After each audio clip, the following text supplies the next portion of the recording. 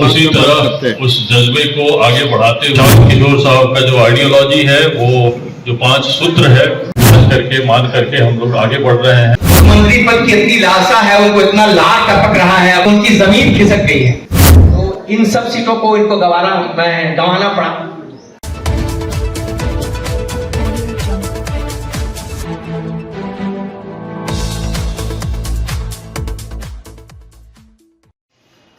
जन सुराज के मंच पे बैठा हूं और आप सबों के सामने, जनता और अपने मित्रों के सामने, भाई बहनों के सामने बैठा हूं एक बड़े ही अहम मुद्दा लेकर के, और वो है Mahagathbandhan and Tejashwi Yadav as supreme.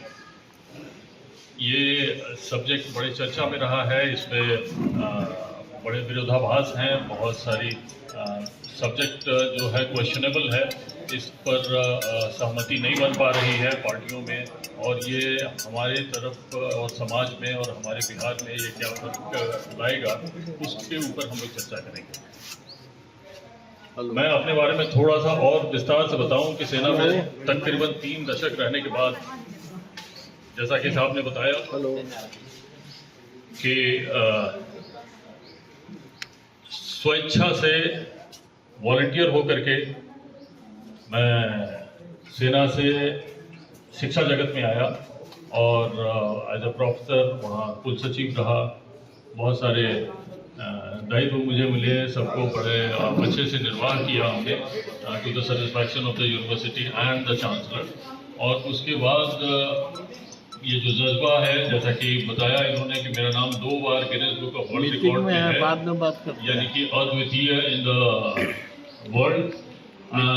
उसी तरह उस जज्बे को आगे बढ़ाते हुए मैं आपके सामने एक सोशल सर्विस लेकर के समाज सेवा के नाते अपनी मातृभूमि में कर आया हूँ। और प्रशांत किशोर साहब का जो आइडियोलॉजी है, वो जो 5 सूत्र है, उसको मैं और हम लोग अच्छा और बिहार के हित में समझ करके, मान करके हम लोग आगे बढ़ रहे हैं, और मैं समर्पित हूँ उसके लिए। डुमरांव क्षेत्र का रहने वाला हूँ। और जैसा कि तेजस्वी साहब के बयान आए थे, राहुल गांधी जी का आगमन हुआ था और उसमें सहमति नहीं बन पा रही है। बहुत सारे जो गठबंधन पर लोग अपनी अपनी राय रख रहे हैं और नहीं आ रहे हैं, उसके ऊपर मैं छोटी सी बात कहना चाहूँगा कि Tejashwi as a supremo of gathbandhan in Bihar is not accepted widely. हम लोग उनको मान नहीं रहे हैं, बिहार उनको के चेहरा को आगे नहीं मान रहा है कि वो सीएम बने या डिप्टी सीएम बने, जैसा कि पिछले इलेक्शन में भी हुआ था, कांग्रेस स्पेशली, कि कोई नेता का चेहरा नहीं था, यानी कि गठबंधन में सीएम फेस को बिना रखे हुए इलेक्शन लड़ा गया। इस बार भी कुछ वैसा ही हो रहा है, तो मेरे नज़र में कोई बहुत नया और बहुत ऐसी बात नहीं है कि something it is very very unnatural. तो इसके साथ मैं चाहूँगा कि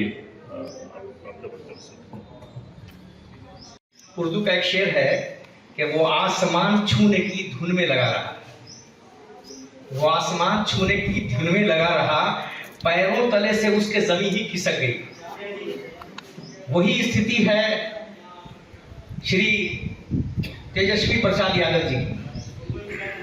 वो मुख्यमंत्री पद की इतनी लालसा है, उनको इतना लाख टपक रहा है अब उनके मुंह से कि उनकी जमीन खिसक गई है। वो वन मैन शो जो उनकी स्थिति है, उससे सीपीआई, सीपीएम, माले, कांग्रेस सब में छटपटाहट है। और आपने देखा कि वो जो जमीन खिसकी है उनकी, तो पिछला जो उपचुनाव नवंबर 24 में हुआ, उसमें उनकी 3 सीटिंग सीटें, वो बक्सर की रामगढ़ वाली जो सीट हो, या बेला की सीट हो, या माले वाली जो सीट थी अपने, तो इन सब सीटों को इनको गंवाना पड़ा। तो भयावह स्थिति है, इनके पास कोई लीडरशिप नहीं, अपना चेहरा चमका रहे हैं। दूसरी तरफ आप देख रहे हैं कि एनडीए में भी क्या हाल है। मांझी जी का खुलेआम बयान आ गया है कि उनको भी इग्नोर किया जा रहा है। नीतीश जी की जो का जो स्वास्थ्य है, और जो स्वर्गीय जॉर्ज फर्नांडिस साहब के साथ जो पाप किया था श्री नीतीश कुमार जी ने, वो अल्जाइमर वाला पाप अब इनके माथे भी चढ़ गया है।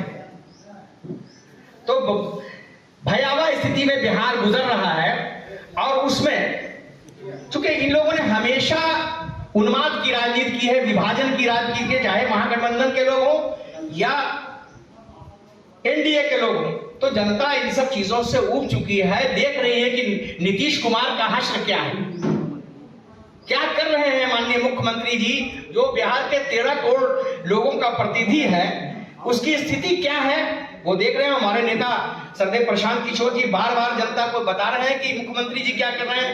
ये 9वां फेल जो व्यक्ति है, जो कहता है हम इस 13 करोड़ की आबादी के नुमाइंदा बनेंगे, मुख्यमंत्री बनेंगे, उनको भी जनता स्वीकार करने को तैयार नहीं, और खुद इनके अपने वोटर भी।